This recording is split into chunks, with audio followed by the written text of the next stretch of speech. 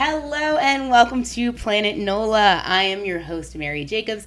This is the podcast where I talk to people that I think are cool or doing cool things here in New Orleans, just some folks that I'd like to shine a little bit more light on. Today, I'm so excited to introduce you to my guest. It's my pal, Lowell Landes. Lowell is an actor, which is how I primarily know Lowell. He's a little hobbyist actor. Do you identify as an actor? Doesn't matter. Doesn't matter. That was the most Lowell answer ever and tells you everything you need to know about him. He's one of the most easygoing, fun, down-to-clown guys I know. He also lives in the coolest place in all of New Orleans. Yes, I do. He lives in a very cool home that's on Frenchmen Street, so it's right there in the hip happening of New Orleans. And Lowell's a retiree. Yep. And he just knows how to chill. And whenever I see Lowell and I'm out, I'm like, tonight is going to be a good night. Lowell and I are going to talk all night and we're going to make jokes. He's going to tell me about his life because he's lived a lot of life. And I wanted more people to know who you were because I think you're one of the most fun people in the city. Lowell. Well, I'm going to tell you something. It is so much easier to smile than it is to frown. You know, God darn it.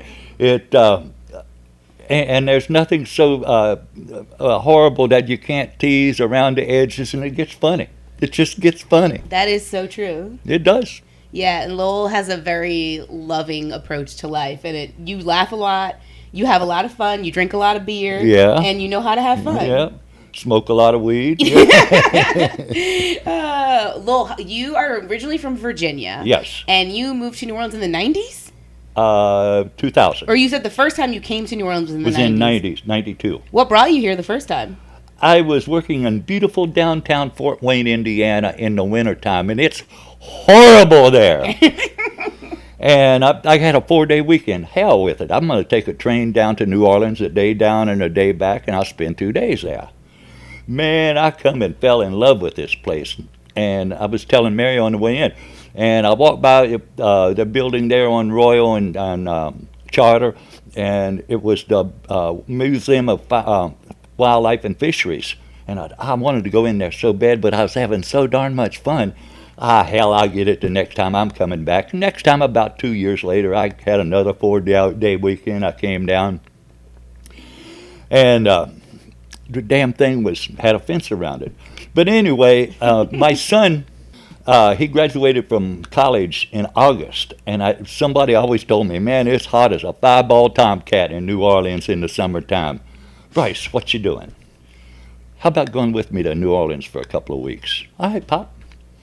So we came here, and it was hot as a 5-ball tomcat in August. So I can make this work. But I still had kids to put through school and stuff like that. And I had to go make a living.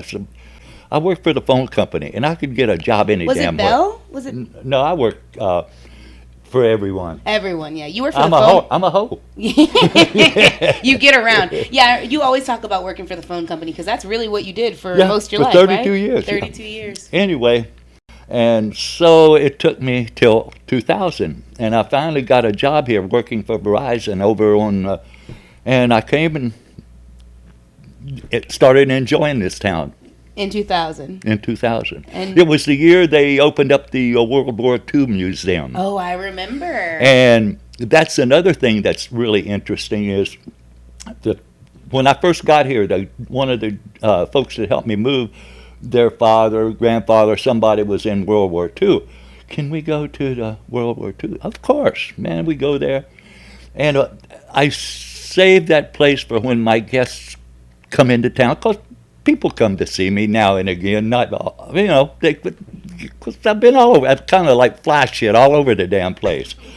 And I'm telling you, they have made some major good changes too. I love the World War II Museum. It's a beautiful, beautiful museum. It's really well curated. And they are improving that daily. Mm-hmm. They really are. You're not wrong. That's where you bring your tourists when they come in town. Especially the ones that have somebody that was in the war. Can we go there? Of course. Hell yeah. Yeah, it's a good spot. I've been there like 5 or 6 times in the 20 years. That's what's up. Yeah, I haven't been in a minute. I need to go. They have shows there too. I know it. I've been to some shows recently. Yeah. And one of I know a few people that sing because they have the Victory Bells. Right. So I know a few people that sing with the Victory Bells. I love the Victory Bells. Yeah, I do too. They're so cute. I love them so much. So such good singers, such good performers. I love it so much. So can we tell everyone where you live and why it's the most incredible spot in the world? Well, I got to tell you. I mean, I hate to tell everybody where you can find Lowell, but I don't think he'll mind. No. Well, here's the thing. My wife passed, and I kind of was fluttering from here to there, and I walked by this place, and I'm thinking, damn, that's where I want to live. Well, I put in you got to fill out a stack of papers about so thick, and okay, it's going to be a year. Okay, fine. So they called me up and said, okay, are you still interested? Yes. And so I went in and signed my life away and all kinds of stuff. And okay, they gave me a key, and I live on the 8th floor facing the river, and I'm 4 blocks from the river. Wow. When I moved in there, I thought I died and went to heaven, and I still feel the same way. Yes. What's the best part? Just being in the thick of it? Well, since the pandemic, that has, what I really liked prior to the pandemic was at 4 o'clock in the afternoon, I started hearing jazz. Opened up the windows, and there was jazz out there. And that lasted till from 4 to about 7:30. Then I got blues or rock till about 10 or 11. Then I got blues or rock from 11 to 2. And then I got kick-ass rap till 4. and you love it all. I like it all. Yeah. I like it all. And now, a good thing is on Thursday, Friday, Saturday, Sunday, it doesn't last till 4 anymore, but it from like 4 in the afternoon till 2 in the morning. Yeah. I've noticed that the nightlife has not come back completely. No, it hasn't. The art market next door, that is open now Thursday, Friday, Saturday, Sunday, or maybe Friday, Saturday, and Sunday. I don't know. I think they're Thursday, Friday. I think you're right. I think you're right. They used to be open later too. They also close a little earlier. Yeah, it was every night. Yeah, and they used to be open till 2 a.m., but now it's open till like midnight. Midnight, yep. Yeah. Yep. I'm hoping it comes back. That's one of my favorite places. Yeah, me too. And another nice thing about, they feed me 2 meals a day in that place. Although it is institutional food, by golly, it fills up the little hole right here. You don't have to think about it, which I'm sure is nice. You just know you got food waiting for you. So anyway, that helps. And on a good note, there's 144 folks that live in that building, and we had no COVID casualties in that building. That's incredible. That's really incredible. And it's all old people. Hell, I'm old. I know. So they did a good job at COVID, basically keeping y'all safe? They took our temperature going in, coming out, going in, coming out. They really didn't want us going anywhere, but they'd let us go to the Robears and to the down by the Walgreens and stuff like that, but they didn't want us to. Yeah. And the thing of it is that I have a wonderful, wonderful park right across the street from where I live. It's Washington Park. And I used to go out there and take my and it's a nice big block. And so I got my exercise that way, but I could see a hell of a difference between 2.5 years ago to now. I failed a little bit, but it's coming back. Yeah, I think it's coming back. And it's inevitable. Everyone's going to start missing it more and more, I think, and they're going to start staying out a little later, and they're going to get more comfortable. And I'm getting more guests coming in because, people weren't traveling for a while. People weren't traveling. Yeah. And, well, I want to tell everyone how I know you, because I know you from film. So I worked in film briefly, and Lowell has been in a few films from the same director, Ben Zeitlin. And you were also in the Ross Brother films, huh? Yeah. And I also did Cirque du Freak. It came out as Vampire's Assistant. All right. I also did I Love You, Philip Morris. That was with Jim Carrey. Yeah, it's a big one. And I also did the Patriots, and I can't remember who the hell that was. So you've been dabbling in film for a little minute now. It was funny. Right after Katrina, down at the convention center, they had a job fair. Mm-hmm. I go by this place, and how would you like to be in the movies? No. And okay, and about a year later, called me up to do Cirque du Freak. I worked on that 28 straight days. Oh my gosh. I got about, probably 15 seconds in the movie, but it was damn sure fun. Oh my, were you like background work for all 28 days? Mm-hmm. Wow. I'll have to show you that picture they took out. Oh man, they dressed my dumb ass up and.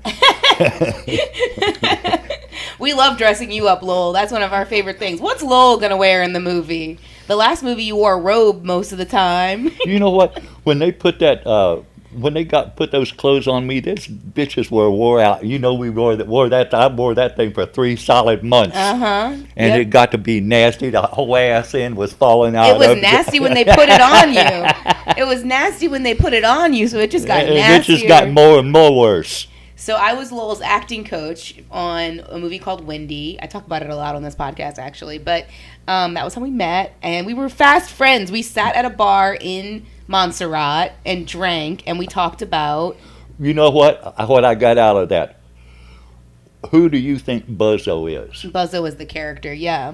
And I never even thought about that, who the hell that was. But, I read the script and all like that. I guess I'm just an old son of a bitch. Yeah, we had a good time, and then we worked together for about 4 months on that film, and it was so fun. And you were always such a the life of the party. You're such a fun person to be around. It's no need to be miserable. I agree with you. It's not fun. I don't know why people choose it all the time. I don't know. Do you want to tell the Hell's Gate story? All right. This place was Hell's Gate, and it was named appropriately. It was a big old thing out in the middle of the Caribbean. A rock. And it was glass. It was like a sharp... Shattered, sharp that's glass. That's what it felt like. It was like we were filming on Coral Reef. Yes. Yeah. And we're breaking for lunch, and I'm going in here, and all of a sudden I tripped. I mean, it was treacherous. Yeah. And all of a sudden I tripped, and all I could see is, my God, I'm going to be messed up forever. Then I came to, and I had a great old big face full of Mary's breasts. I caught them with my boobs. Yeah. Damn. And you always say the same line when you tell the story. That's how it happened. But do you remember the line you always say, your punchline of the story every time? I thought I died and went to hell, and I woke up in heaven. Yeah. We were on Hell's Gate, but I woke up in heaven. So I feel like you're somebody who's let opportunities just kind of follow you. That's why you got into film. You're just like, this sounds like fun. Well, my first wife, she needed a dedicated path. Mm-hmm. I never had a dedicated path. I'm apt to go this way or that way or that way or that. I'm apt to go any which way. It doesn't really matter. Mm-hmm. You just you make a decision, you do the best you can with it.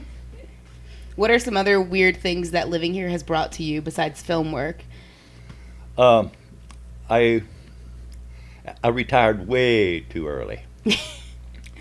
And then I went to work for a local coffee manufacturer. Oh, yeah. You worked at the East, right? In the East? No, down in Bywater. Oh, okay. And I did go fixing coffee machines, drink machines. A couple of days a week, I would sling coffee in the city to the restaurants and stuff like that. I enjoyed the hell out of that. Yeah. And that was kind of fun. I did that for a while, and then I quit. And then, can you come back and help us? Yeah. And then I got tired of that. I was retired, and then I got so tired of dealing with damn potholes and cars and shit like that. I got so sick and tired of it. Mm-hmm. And my wife, she said, and I told her, I said, there's a lot of people in this burg that doesn't have cars, and they seem to make it work. I'm going to give it a damn whirl. And if it works, it works. If it doesn't, it doesn't. Here again, I can go this way or that way or that way. Right. And you know what? I haven't missed it one damn iota. And I got myself a new electric tricycle, and I can get anywhere in this damn burg. And RTA is 40 cents. I can get anywhere in this burg. And like I was telling Mary coming in here, time don't mean a damn thing to me. Nothing. I don't give a I don't care if it takes an hour and a half to go 10 blocks. I don't care. It doesn't matter. You're on your own timetable. Yeah. That's what's up. Like, I think that must be what retirement is like. Like it just doesn't matter. Right. You're going to get there when you get there. When I get there. That makes sense. Now, if I have to be somewhere at a certain time, I do an Uber or a cab or something like that. Then I find my way back home some other way. Yeah. I talk to a lot of people who don't have cars in this city because growing up here, socially, everyone got a car when you turned 16. I mean, not everyone, but, kids had cars. I had a car in high school. Me too. A lot of kids have cars in high school. And then I've met a lot of people over the years that have moved here who've never had cars, just never had a car. And I was always thinking, like, how is that possible, But people make it work all the time in the city. My first wife, we got married.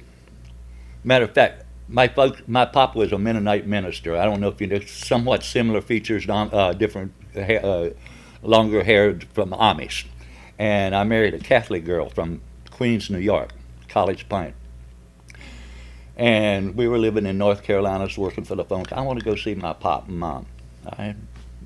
So we going up to 95. Where do we get off? I don't know. What do you mean you don't know?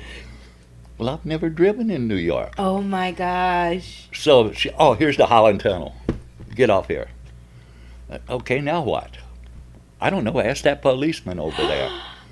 I said, where do I ask where I'm going? She said, this LaGuardia, because it's close to LaGuardia.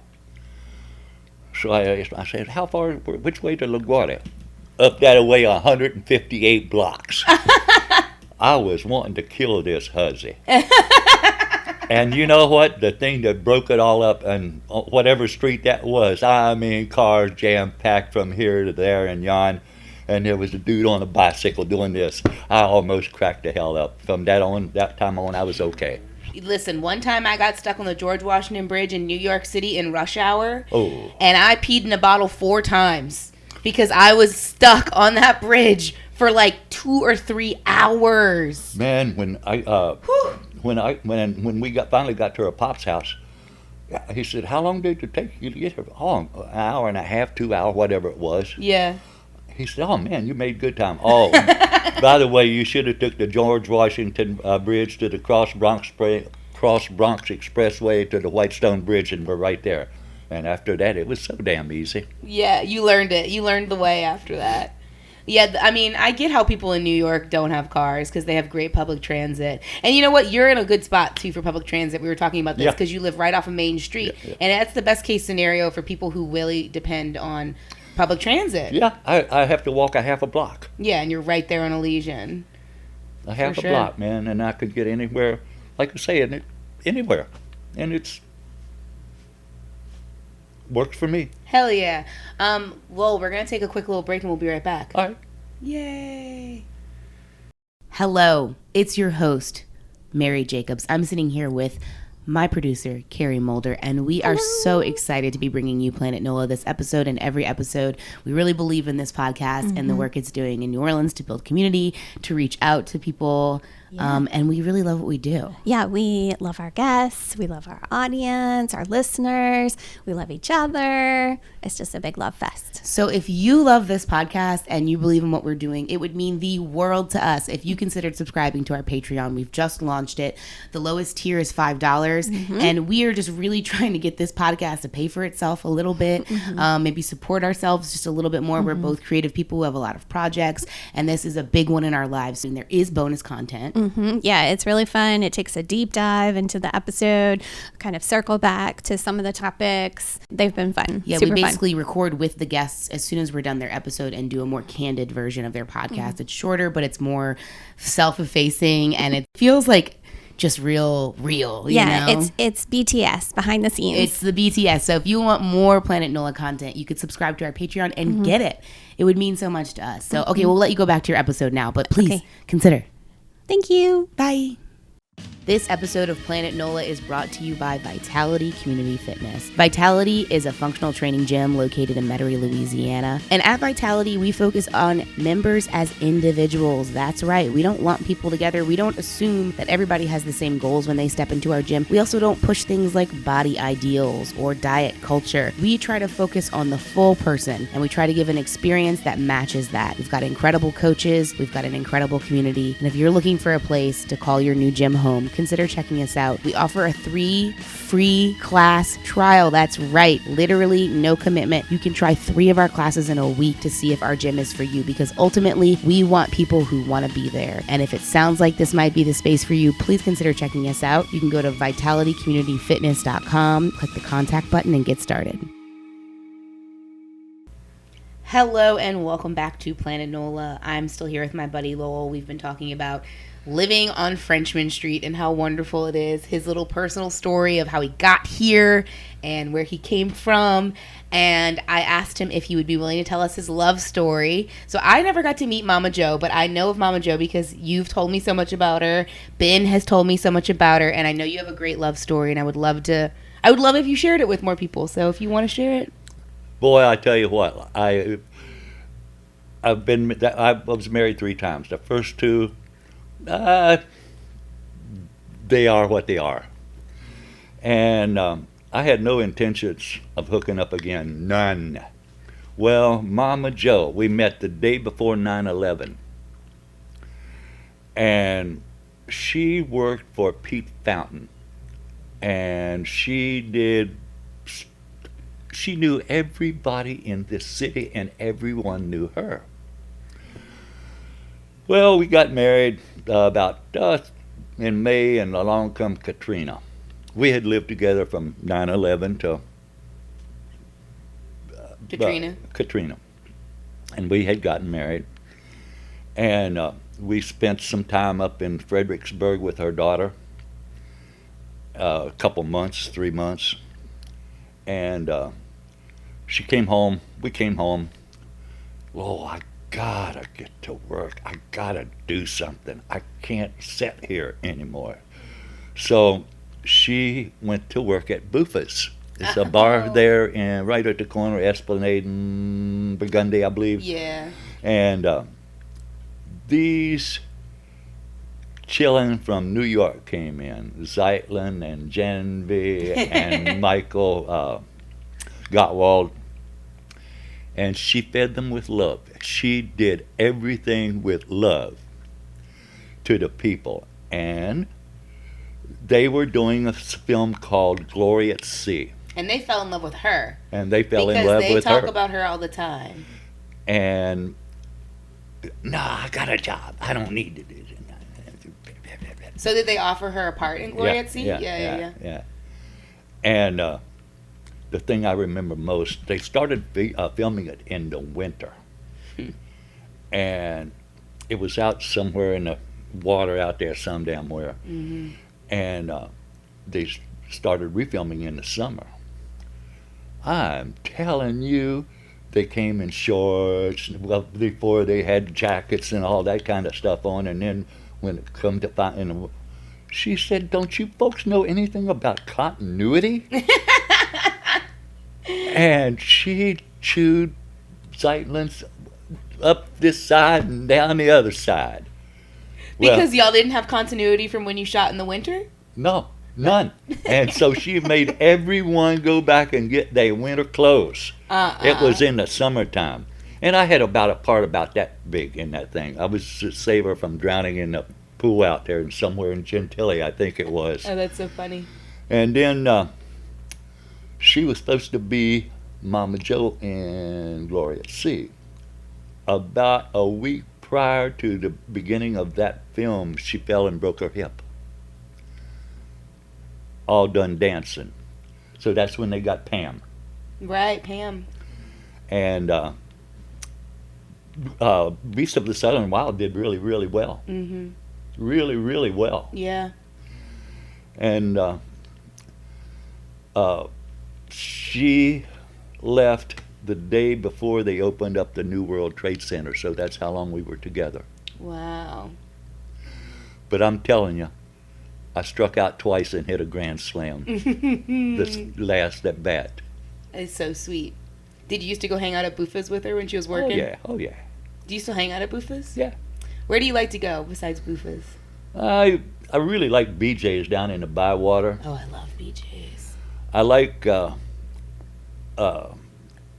go over to Iggy's. Love Iggy's.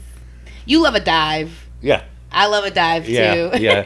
I'm not much on that upper side of town. I'm not up that much to that, because it's kind of like fitting a square hole, a round hole in a square peg, or some whatever. I know what you mean. Yeah. You fit in with your people more at the dive. Yeah, it's just, I feel better there. And you know, when you're out drinking, you want to feel where you're comfortable. Mm-hmm. And I like going out drinking. What do you think of the bar culture in New Orleans? How does it feel for you? I tell you, I haven't really got around to the bar scene since pandemic, but I did enjoy the hell out of it. I mean, I really enjoyed it prior to that, because you know, you could go in and lay your money down, you know. I mean, it was fun. Yeah. And damn it, I like to have fun. Yeah, I feel like you've been a barfly in a lot of places, because we were talking about earlier, like, you've lived so many places because of your work. When you try to find a place to live, I mean, I was telling Mary, the first 7 years with the phone company, I had 27 different addresses. Yeah, that's wild. And never knew anybody where I was going. You know, so you go and you find yourself a bar, hopefully. A couple of times I've been to dry places where, well, Franklin, North Carolina. Silva was 30 miles up that way to get beer. Somewhere in Georgia was another 20 miles to get whiskey. And then I got stuck in place. And also, at that time in the late 60s, excuse me, they had places in Carolina where bring your own bottle. What the hell do you mean you can bring your bottle into the bar? Yeah, you can do that. All you have to do is buy your Coca-Cola or your Sprite or whoever it is, whatever they were serving. I could, and you know, everybody has their little issues and the little things that are for that community, that are unique to that community. I was working in Hickory, North Carolina, and my wife and I rented this trailer out in the middle of somewhere, and there was a little creek that went by it. And Sunday morning I went down there and I met this older gentleman, and he said, "You go down there and see my turtles?" "No." "Well, come down, let me show you my turtles." I mean, he had this thing about as big as your room. He had a little pond, and that sucker was full of turtles. On the way back up, "Where are you from?" "I'm shit all over the place." And he said, "I've never been out of Catawba County, and I don't have any plans to go anywhere else." And you know, there's people that's like that as well. Yeah.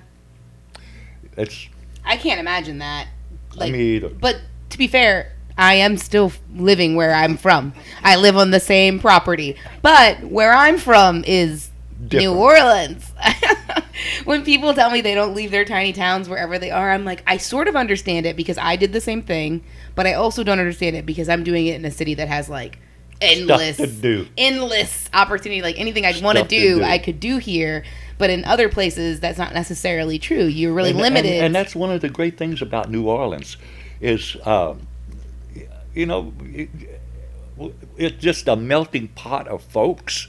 Yeah. And we all seem to get along. I know there's crime and there's murders and stuff like that, but by and large, we try to get along with each other. It's so true. And like, you'll go to other cities, and if you don't feel like I do, I don't like you, I don't want to. Yeah, and it's not like that. Yeah, and they feel really like segregated. Yes. Like it feels like this is where white people go and this is where black people go. And it's not like that here. No, it's not. You can actually be in a bar here and there's a blend of people. And it doesn't matter if you're Presbyterian, Catholic, or Jewish, or It's a good vibe. I mean, it's my favorite place at Mine least. too. Mine too. Do you feel like in the years, you've been here since 2000, so that's 22 years living here, Yes. right? Do you feel in that time New Orleans has evolved, and like in what ways do you feel like it's the same, or do you feel like I think obviously it's changed. Everything changes over time. It has changed. What are some things that you've taken notice of over those years? One of the things that impacts me, prior to Katrina, we had no bike paths. Brad Pitt, right after Katrina, he got the bike paths done from Elysian Fields down to Poland, both sides. The first bike paths that we had put into this city, and since then we have over 100 miles of bike paths. I know, and Freddie King on the city council has pushed an initiative to get rid of the bollards that protects the bike paths because he is so inconvenienced by where he can park his car. Has this whole initiative. Hell, you can't park your car anywhere in the city anyway. Exactly, and it's like the people that are on bikes are people that are vulnerable. It's older people. It's people that can't drive cars. It's people who need bike lanes to be safe. Yeah. Listen, I agree. I'm so happy there are more bike lanes, but then there's this horrible person representing our city who is trying to take them away, and it's like the people you're affecting need these things. Your car will get you around no matter what, and you'll be safe in your steel cage. But people on bikes, sorry, I'm ranting, but this just happened this week, so I'm like, I'm so mad at Freddie King Jr. or whatever his name is. Maybe he's like the third or something, but whatever. It's a shame because those bike lanes, the fact that you just brought them up, it's like, yes, people love those bike lanes. And they're used. Mm-hmm. The ones on Elysian are protected now because of the line of cars, which is how they do it in European countries. Yes. They make parking is between the bikes and the street, and it's proven to keep people from being killed. Yes, it is. Yes, it is. That's one of the changes I see and it affects me. You know, maybe if it wouldn't affect me, it wouldn't have mattered that much. But by golly, it matters to me. Hell yeah. I love to hear that. And then they made the Lafitte Greenway. Have you been up on that? Oh, it's so nice. And it gets you straight across town. Heck yeah. Yeah. And also another thing about New Orleans. I used to always think I was pretty damn good with north, south, east, and west. Until I got to New Orleans. No, yeah. North Carrollton and South Carrollton don't mean jack doodlum. And it doesn't matter. It's all just a bunch of plooey,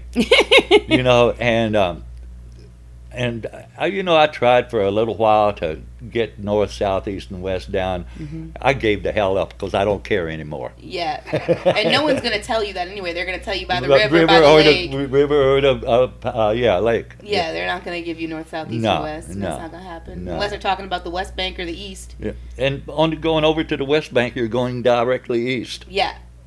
Isn't that crazy ass? Is it east really? Yeah. Oh my God. You get on there and you look at if you go over the and look at your compass, and you're going directly east. What the heck? So you feel like the bike lanes are one. I mean, I agree. I love the bike infrastructure. I'm so excited there's more of it. Oh yeah, I use that, and I love that Lafitte Greenway, and they have made really nice changes on that as well. It's beautiful, and there's all those little stores and coffee shops. And they've made playgrounds in there for the kids. Oh, I love that. Yeah. I love that. I don't go down there that often. I see kids in there playing b-ball, and it's. I think it's great, man. It feels like the city has it. It does feel like in those moments that they're prioritizing us in a nice way. It's like, yes, can we get more of this? Can we get more of this? I want more. I want more parks. I want more bike paths. I want more community spaces where people can gather. Yeah, and it's amazing. It's amazing. Do you feel like you've noticed any other things evolving or changing, or do you miss anything? Has anything gone away that you're like, hey, we used to have this? The music every day. I miss that. That's the COVID. The COVID did that. Yeah, the COVID did that thing, and it was out of everyone's hand. And I really noticed the music. It affected. It didn't have any it affected everyone. I mean, just like Katrina, it Yep. affected everyone. Yep. And everybody's still dealing with it. And a lot of people don't even realize how they're still dealing with it. I know it. I mean, I've had during Katrina, I had 3 close friends that left us, and which is sad. During COVID, I've had about 4 folks that I knew quite well left us over sorry. that. But one monkey don't stop the show either. One monkey don't stop the show. You're right, Lowell. That is the truest thing I've ever heard. Oh wait, you just said something that I wanted to. Oh no, I was gonna complain about. You know what I miss right now, and I blame COVID. And Ben and I talk about this all the time. There are like no, and if you're listening and you're like, I want to take this. There are like no late night food options anymore. Like hardly any. So like if you're out past 10 o'clock, which you're SOL. yeah, which everyone is out past 10 o'clock. Yeah. And it's like if there was more late night food, maybe more people would stay out. And like you get drunk, you eat, you keep going. Yeah. Like that was our thing. Yeah, when Jeans closed. Oh, God. Jeans Po' Boy, I missed that place. I miss that place so much. Well, it makes me so sad because they had the only banana daiquiri in town for a while. And Melba's used to have a banana daiquiri, and I don't know what they did, but they took it. It hasn't been there the past couple times. And I love banana daiquiris. And I miss banana daiquiris, Lowell. And what's even... Oh, no, Baldwin's did open up. There's a bookstore there now. So Yeah. That's nice. But the jeans, the haven't been main in there jeans... yet. Me neither. But the main jeans is not anything yet, I don't No, think. they just painted it from its pink, and they're going to put condos in that place. Ugh. Condos. Isn't that sad? Condos. Yeah, that Dang, is sad. darn Condos it. that inevitably are going to wind up on Airbnb and other Yep. short-term rental sites. Condos that are going to be like second homes for people. It's sad. And jeans was such a... Well, did you see they painted that white, and then they painted the building, the beauty supply store across from that white, and then they painted the big warehouse that was on Franklin and Elysian white. These warehouses that were covered in beautiful murals, not just graffiti. They had murals on them. They painted them completely white. In the local rag this morning, they had Frankie and Johnny's. Remember that furniture store down Yeah, on St. Frankie. Claude? Yeah. That had the murals on it. That's the one I'm talking about. Yes, the Frankie and Johnny's. Yes. Yeah, and They painted it white. Yep. Yeah, and then somebody, I drove around today to get you, somebody had taken and they had written like pink, keep New Orleans pink, because I think jeans used to be pink. Yeah. So they wrote that on all the big white buildings. The thing is you paint it white, it's just going to get tagged. It's going to get tagged and tagged and tagged. It will be tagged every night. Just keep the mural, because at least when there's like a beautiful mural, people that tag, they usually don't mess with it. They don't mess with it. Yeah, usually. I mean, sometimes people will, but for the most part, people respect murals that, like, you know, whatever. Painting it white makes it worse. It makes an empty canvas for people to just do whatever they want. That's why I don't like white sheets on my bed. It makes me feel like I died, man, when I wake up in white sheets. I don't do that. No, heck no. Yeah, I don't do it because I can't keep them clean, but don't tell anybody that, okay? I won't. My mitts are sealed. Thank you. I appreciate it. Lowell, this is where you're going to be forever, huh? You're not going anywhere? No.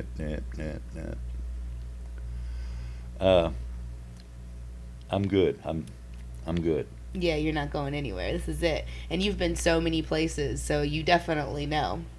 I lived all over, San Francisco, Seattle, Los Angeles, Big cities. Denver, Atlanta, Muskegon, Michigan, Austin, Phoenix, Pella, Iowa, all kinds Everywhere. of This is the place for you.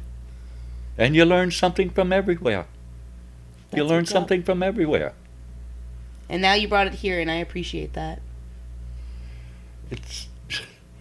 It's just interesting. And my pop and I farmed a 65-acre farm with 2 teams of horses. My first 18 years. And I begged him for a tractor. Come on, our neighbors had them 78 and 90 John Deeres that they could get done in 3 hours what it took me 3 weeks to do. Oof. And I'd whine and bitch and complain, and he had a canned answer. We're going to have Christmas on the same day, and by golly, we did. Yeah. And we had 40 beef cows, 4 or 5 sows, breeder chickens, breeder turkeys, and everything was always hungry. And we raised a feed for everything with 2 teams of horses. By God, it can be done. You raised the feed for all of those All animals? of that stuff, all of it. That's so wild. You were a farm boy, Lowell. Man, I tell you. And I was, like I say, I whine all the time, but his canned answer, we're going to have Christmas on the same day. And we did. So. That's all that matters.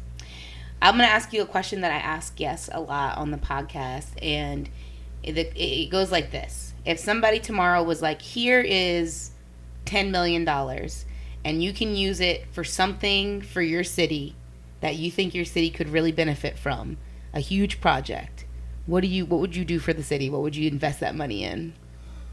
I asked my daughter the same thing. My daughter works for the Child Protective Services in Los Angeles. And my thoughts were always, you can't buy as good a child care as you can provide. But that's not true. I also thought a bicycle was a bicycle was a bicycle. That's not true either. I would try to find a way to put somewhere for foster children. That's what I would try to set up a place for foster children. Like a safe space, like Safe- a home, yep, or a home Yeah. for foster children. with extracurriculars and stuff. Like Yes. when you say bikes, I'm that's, thinking. that's I think what I would do, because I don't need any money. Yeah. Well, the idea is that it's something that will make the city better. And I mean, taking care of children, they are the people that make the city. They're our next generation, you know? So a lot of people say kid stuff. And the parents that I had, when I first learned to read, my pop would make me read the front page of the newspaper. That's all you had to read. And pretty soon there was obituaries, and pretty soon I found a sports section. And every now and again he'd say, oh, by the way, read that to me. The front page. That's all he ever required me to do, was read the front page. I'd be reading something. What do you think of that? Wow. So he was making you into like a little socially aware and a reader. Yep. And And making a you. speaker. And Yeah. a speaker. Oh, So, and for that, thank God. that's really beautiful. It's beautiful that he asked what you thought too. Like, I feel like people don't ask kids what they think, and I'm always ready to listen to a kid, you know? You can learn a heck of a lot more about everything of listening, and instead of running your damn mouth. I could take that note. I'm a big talker. I didn't mean that. No, But- I know. Well, you're a big talker too. We're both big yeah, talkers. Yeah. Okay, so this is the question that everybody gets asked last, and it basically goes like this. I like to, you know what the podcast is. You're on the podcast. I talk to just cool people. They don't need to be big deals. Just somebody you think is cool. Who comes to mind when I ask you that question? Well, one of them has passed. It was my friend T. He was the doorman from Vons for Kermit. Oh, really? And he passed during the filming of Beast. As of right now, Tell me about him a little bit. he was a well-educated man and a considerate, and he was by far. We used to go out and we'd start up at Miss May's. We'd go rambling twice a week, maybe. We'd start at Miss May's, and we always tried to hit another bar, a different bar, and we'll work our way down to BJ's, because that's the part of the town I lived in and we lived in. Katrina came along, and Joe and I walked up through, and the thing of it is we walked behind the St. Louis, and there was trees down everywhere, and Touchdown Jesus was standing there loud and proud. Nothing happened to it. And I got home. Oh, and Robert's there at the corner, the same where it still is. They opened up the doors, and it was dark as a pile of black cats in there. And we go in there and take it. Just don't destroy things. I knew where the Miller High Life was. I go in there. Wait, are you telling me about how you looted after Katrina? Yeah. But it was okay. They okayed it. Well, yeah, of course it was okay. That's the other thing is they acted like it was some big deal when people were stealing food and beer. I'm glad you stole that food and beer. Anyway, it's kind of like stealing more than you can carry. 12 packs of beer. I mean, hell, that gets heavy after a while. And I got another 15 blocks to walk. No. But it was still kind of somewhat cold. Man, I gave away most of it by the time I got home. That's so funny. And anyway, we didn't have any electricity. Okay, I can make do with that. We had gas and we had water. Next morning, that sucker was turned off. And I started walking down the street, and T said, "What are you doing?"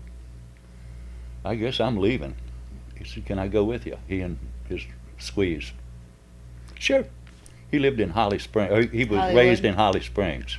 And I had a friend that had a cabin over on a place on Moon Lake. So we went up there for a couple of days. It was over Labor Day. Mm-hmm. And his mama was having a great old big shindig.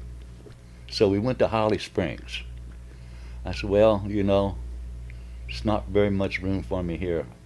We got in touch with my Joe's daughter in Fredericksburg. "Can we come up?" "Sure." And so we went up there and stayed for 3 months. And so your buddy evacuated with you, is what you're saying? Yeah. Well, you got to be good friends with somebody to evacuate with them. So anyway, and right now, I don't know of anyone right off the top of my head. No, I don't know anybody. I have acquaintances. Not any close friends, but I have acquaintances. Pam. Yeah. And she introduced me to folks down in the bayou. I get my shrimp and my crabs and for like nothing. Yeah. And oysters and all kinds of stuff. And he is what he is. He's born and raised in that bayou, and that's what he does for a living. Are you talking about Bert? Brian. Okay. Brian. All right. And it's just a hell of a good friends. And but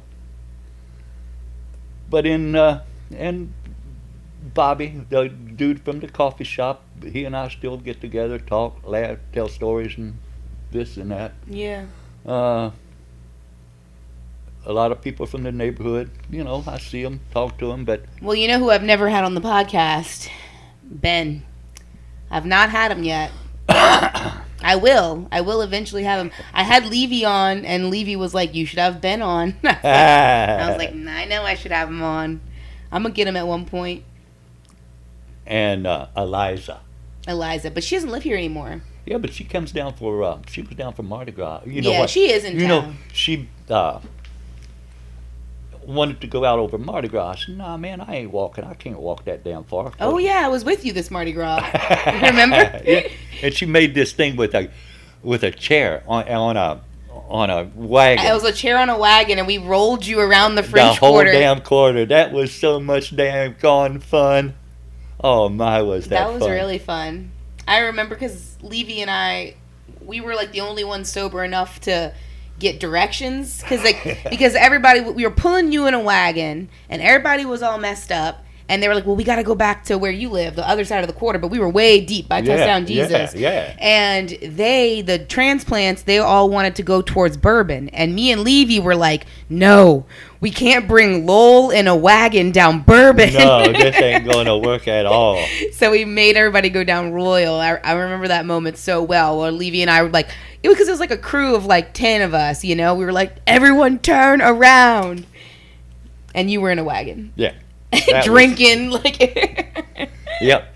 And what's more better than to have and be in an easy chair being pulled by two fine ladies, or it was a crew of people pulling you. Yeah. It was the Lowell Parade. And cooler full of beer on the right there. Oh, yeah. It was way cool. It was a good Mardi Gras. Way cool. It was a good Mardi Gras. We should do it again this year. Yep. Well, Lowell, this has been so lovely. My pleasure. I'm so grateful for you for coming in all the way to Gentilly to record my little podcast. All the way to Gentilly. All the way to Gentilly. Sound like it was New York City or something. Well, y'all, thank you so much for listening to this episode of Planet NOLA. This has been my buddy Lowell Landes. He's the best, and I'm so grateful to him for being here. Y'all be in touch. Bye. Thank you again to this episode's guest. Planet NOLA is produced by Carrie Mulder and Mary Jacobs. If you liked what you heard here, please consider subscribing to us on YouTube or all your social media platforms and pretty much anywhere you get podcasts. Also, if you really, really liked this episode, think about subscribing to our Patreon, where we have tons of bonus content from this episode and more. It starts at just $5 a month, and it would mean the world to us. Thanks so much, y'all, and be in touch.